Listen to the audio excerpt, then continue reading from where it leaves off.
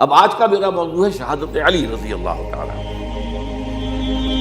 اصل میں حضرت علی رضی اللہ تعالیٰ عنہ کی شہادت میں اسی الفتنۃ الکبریٰ کا تسلسل، وہ جو عبداللہ ابن سبا کا پیدا کرنا عظیم ترین فتنہ تھا، اسی کا ایک نتیجہ حضرت علی کی شہادت بھی ہے، لیکن وہ بات ذرا تفصیل سے سمجھیں۔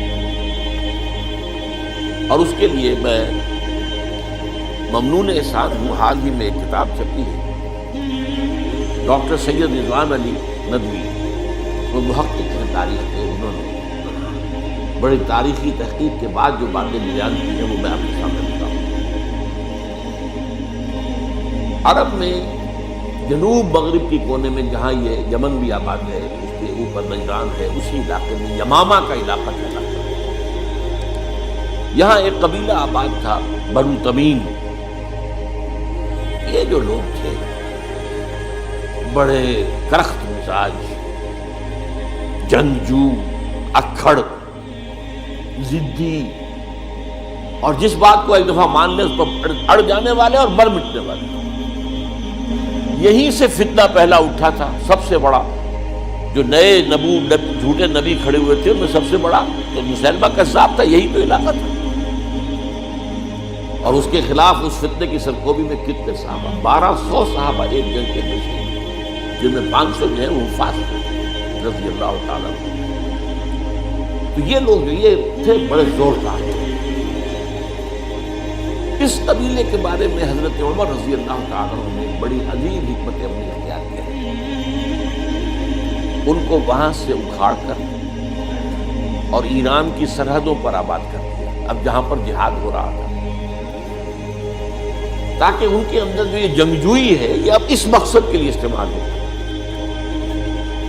اب وہ دارالاسلام کی توسیع کے مقصد کے لیے استعمال ہو، اور وہ ہوئی۔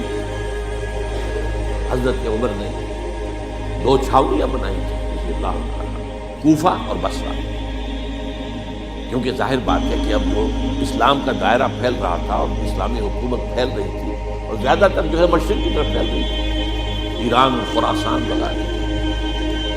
اب مدینے سے اس کا کنٹرول اتنا آسان نہیں تھا، فاصلہ تھا، تو چھاونیاں بنائی تاکہ یہ اس سرحد کے اوپر یہ موجودہ مرکز رہے، نہ فوجیں موجود رہے، کہیں کوئی بغاوت ہو تو اس کو کچلنے کے لیے وہ قوت فوری طور پر دستیاب ہو۔ یہ لوگ ہیں کہ جو عبداللہ ابن سبا کی فتنے سے سب سے زیادہ متاثر ہیں۔ ان کی مزاج میں وہ کجی تو تھی نا۔ حضرت عمر بھی ان کا جو ایک مضبوط کنٹرول تھا انہیں دبائے رکھا ہے، اور ان کا رخ جو ہے ایک دوسری طرف موڑ کر اس سے اسلام کو فائدہ پہنچایا۔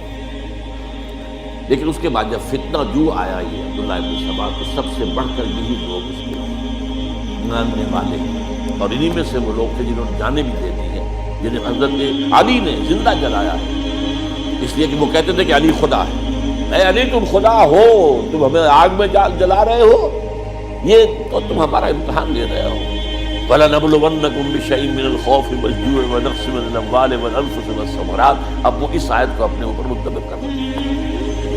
تو یہ جو کرخت لوگ تھے،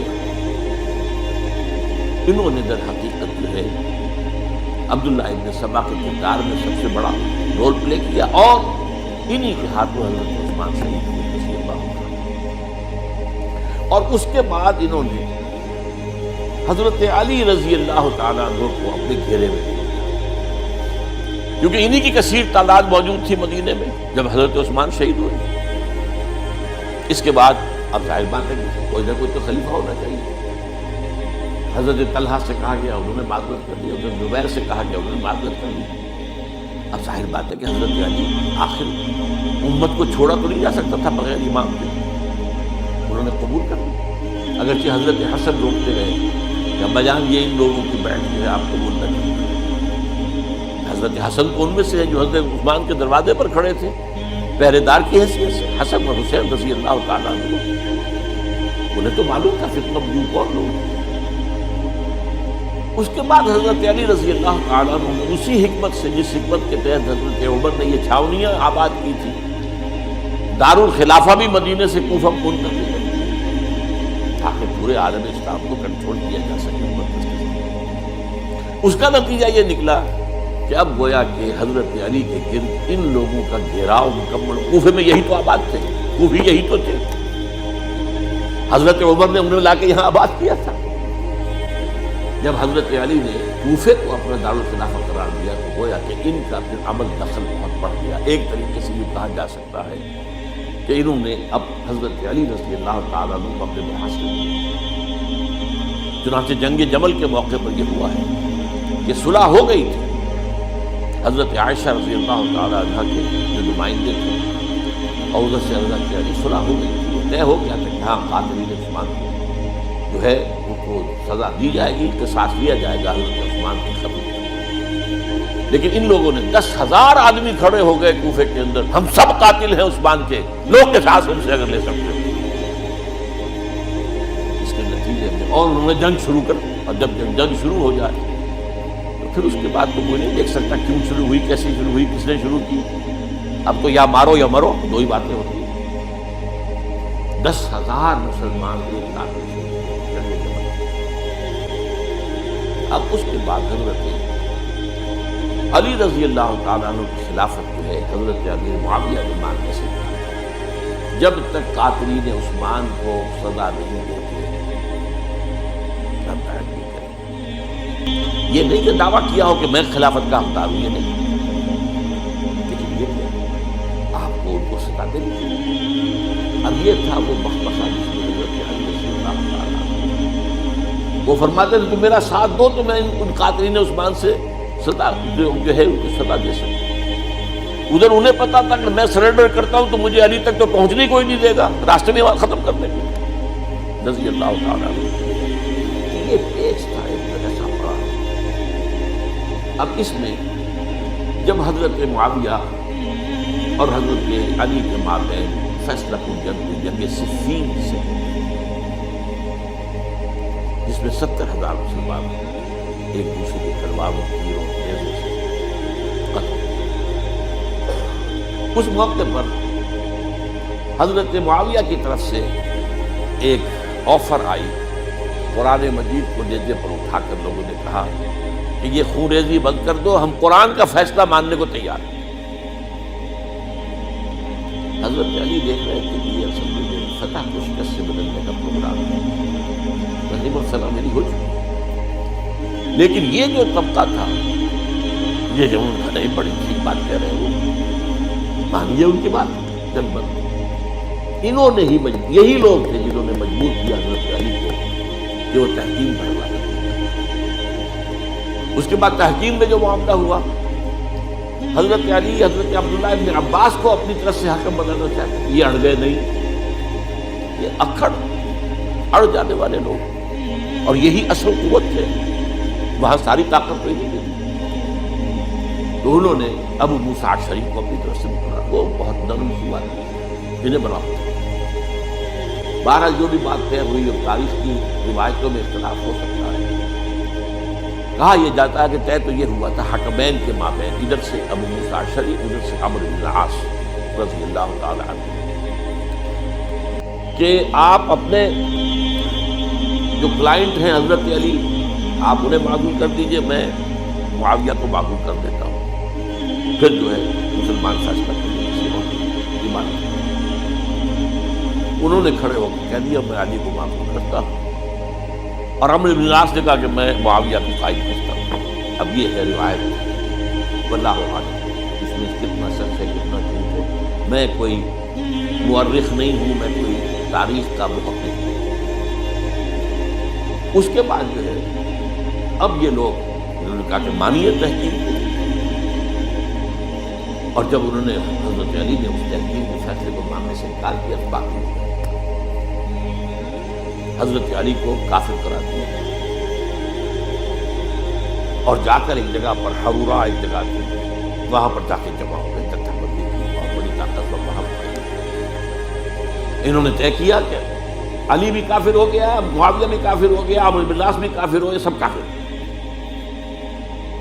حضرت علی کی طرف سے ایک غیر سفیر ان سے بات کرتے تھے تو انہوں نے کہا تمہیں نے تو کہا تھا کہ تحکیم کو تسلیم کرو, کہ ہاں ہم نے گناہ کیا تھا, کفر کیا تھا, ہم توبہ کی ہم نے, اگر علی بھی مان لے کہ میں نے مان کر کفر کیا تھا، اب میں توبہ کرتا ہوں، تو ہم ان کی بات مانیں گے۔ اور حضرت علی اس طرح کا جھوٹ کیسے بولے؟ کوئی کفر نہیں کیا۔ مہاراج انہوں نے پھر بھی نرمی برتی کہ دیکھو اگر تم کوئی خونریزی نہیں کرو گے، فساد نہیں بچاؤ گے، میں تمہیں کچھ نہیں کروں گا۔ لیکن وہ اپنی ان شرارتوں سے بات نہیں آئے کہ پھر تیسری جو بڑی جنگ تھی، جنگوں میں جنگ نہروان کہلاتی، حضرت علی کی جنگ خوارج کے ساتھ، جس میں 4000 خارجی ہیں۔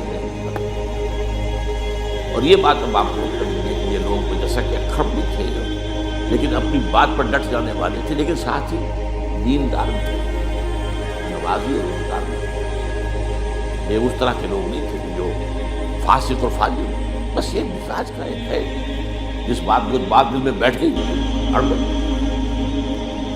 یہ اصل میں انہوں نے پھر فیصلہ کیا کہ اور تو ہمارے بس میں اب کچھ نہیں ہے، ان تینوں کو قتل کر دیا، علی کو بھی اور معاویہ کو بھی اور عمرو بن العاص کو بھی۔ ایک جگہ ان کی سازش ہوئی، 3 آدمی معین ہو گئے، ایک ہی وقت کا طے فیصلہ ہو گیا، فلاں تاریخ کو فجر کے وقت تم جاؤ، وہ تم کوفے کی جامع مسجد میں، جب علی نماز جماعت کرا رہے ہو خنجر مارو۔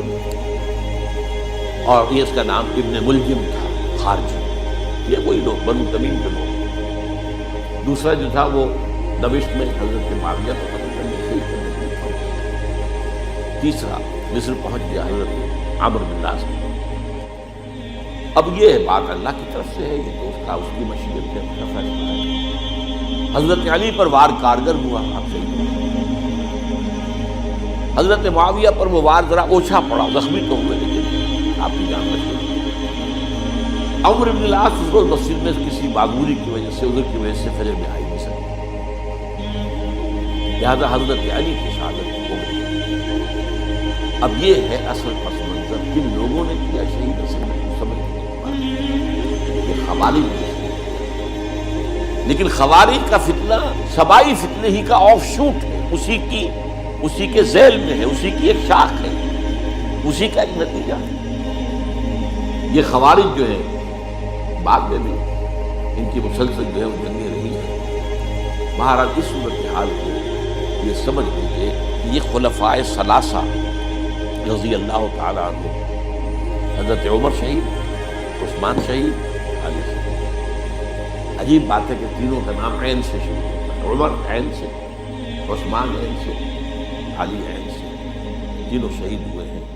لیکن یہ کہ یہ ہے تاریخی پس منظر۔